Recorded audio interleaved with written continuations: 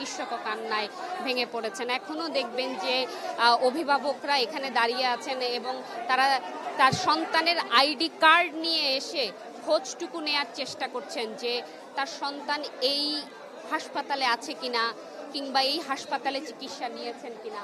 জরুরি বিভাগের সামনে তারা আসছেন, একই সাথে এই হাসপাতালের অন্য যেই ফ্লোরগুলো রয়েছে ওখানে প্রাথমিক চিকিৎসা পরবর্তী শিক্ষার্থীদেরকে রাখা হয়েছে, ওখানে গিয়েও আসলে অভিভাবকরা জানার সুযোগ পাচ্ছেন যে তার সন্তান এখানে আছেন কিনা।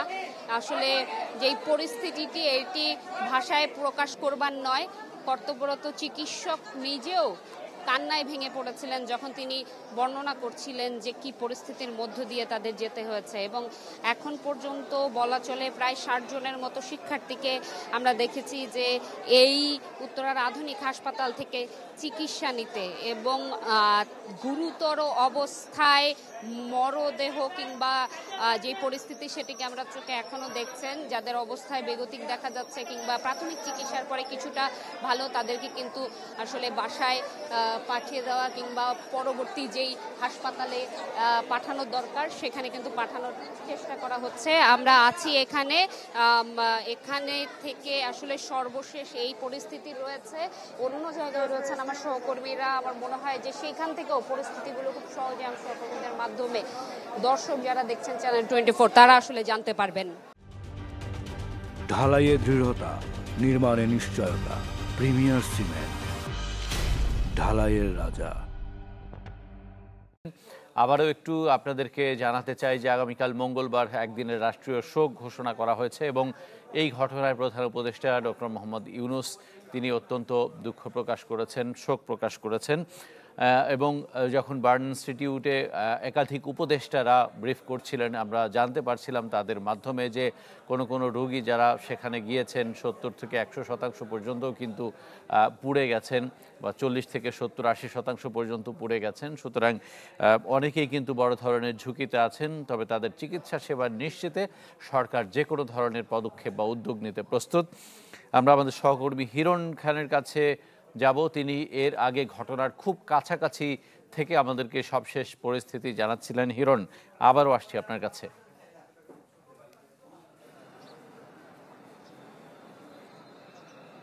ইকবাল, আমি যে মাঠটিতে দাঁড়িয়ে আছি সেই মাঠটিতে কিন্তু আসলে এই মাঠের সাথেই স্কুলটি, এবং যতটুকু বোঝা যাচ্ছে যে এই মাঠের উপর দিয়ে আসলে ফ্লাই করে গেছে, এবং এই পরবর্তীতে কিন্তু এই দেখতে পাচ্ছেন আমার পিছনের যে ভবনটি, এই ভবনের মূলত আছড়ে পড়েছে বিমানটি। এবং সেই বিমান আছড়ে পড়ার পরে যে বিভীষিকাময় অবস্থা, সেই অবস্থার যে চিত্র, সেই চিত্র কিন্তু এখন কিছুটা হলেও কমেছে, এবং বিভীষিকাময় যে জায়গাটি, এই জায়গাটি থেকে যেই বিমানটি রয়েছে সেই বিমানটি উদ্ধারের চেষ্টা করা হচ্ছে। এবং যেহেতু বিমানটি পড়ার সাথে সাথেই অগ্নিসংযোগের ঘটনা ঘটেছে, এবং সাথে সাথেই যেহেতু ক্লাসরুমে ছাত্ররা, কোমলমতি শিশুরা তারা ক্লাস করছিলেন এবং তাদের উপরই আসলে এই আছড়ে পড়ে, এবং যারা ছাত্রছাত্রীরা রয়েছেন তারা আপ্রাণ চেষ্টা করছিলেন সেখান থেকে বেরোনোর, এবং বার্ন হয়েছেন, প্রচুর শিক্ষার্থীর বার্ন হয়েছেন। আমরা এখানে আমার খালি চোখে দেখা 40 থেকে 50 জনের উপরে বার্ন হয়েছেন, এবং তারও বেশি হবে, বেশি সংখ্যায় বেশি হবে। এবং সেই যারা বার্ন হয়েছেন তারা ছোটাছুটি করছিলেন এবং বেরিয়ে আসছিলেন, অনেকে বেরিয়ে আসছিলেন। এবং এই জাহাজটার নিচে, উড়োজাহাজটির নিচে আর কেউ কোনো মরদেহ আছে কিনা কিংবা আহতের চিহ্ন পাওয়া যায় কিনা, অর্থাৎ এখন যেহেতু 1:30 বাজে, 1:14 আমরা যতটুকু এখন পর্যন্ত জানতে পেরেছি এই বিমানটি ফ্লাই করেছিল 1:04-এ, এবং সেই বিমানটি 1:14-তে এসে তারা আসলে করেন, আপনার থেমে যান, এখানে এসে আশ্রয় পড়েন 114-তে। এবং তারপরে কিন্তু এই যারা ছাত্ররা রয়েছেন তারা এখানে অগ্নিসংযোগ হন, এবং পরবর্তীতে এখান থেকে তাদেরকে উদ্ধারের চেষ্টা করা হয়। আমরা দেখেছি এয়ারফোর্স, সেনাবাহিনী এবং আশপাশে যে হাসপাতালগুলো রয়েছে সেই হাসপাতালের যেই অ্যাম্বুলেন্সগুলো রয়েছে সেই অ্যাম্বুলেন্সগুলো কিন্তু নিয়ে আসা হয়েছিল এখানে, এবং নিয়ে এসে এখান থেকে ছাত্রছাত্রী যারা রয়েছেন তাদেরকে বিভিন্ন হাসপাতালে, বার্ন ইউনিট, কুয়েত মৈত্রী হাসপাতালে এবং এছাড়াও আশপাশে যে জায়গাগুলোতে রয়েছে, যে হাসপাতালগুলো রয়েছে সেই হাসপাতালগুলোতে আসলে দ্রুত সরিয়ে নেওয়া হয়েছে।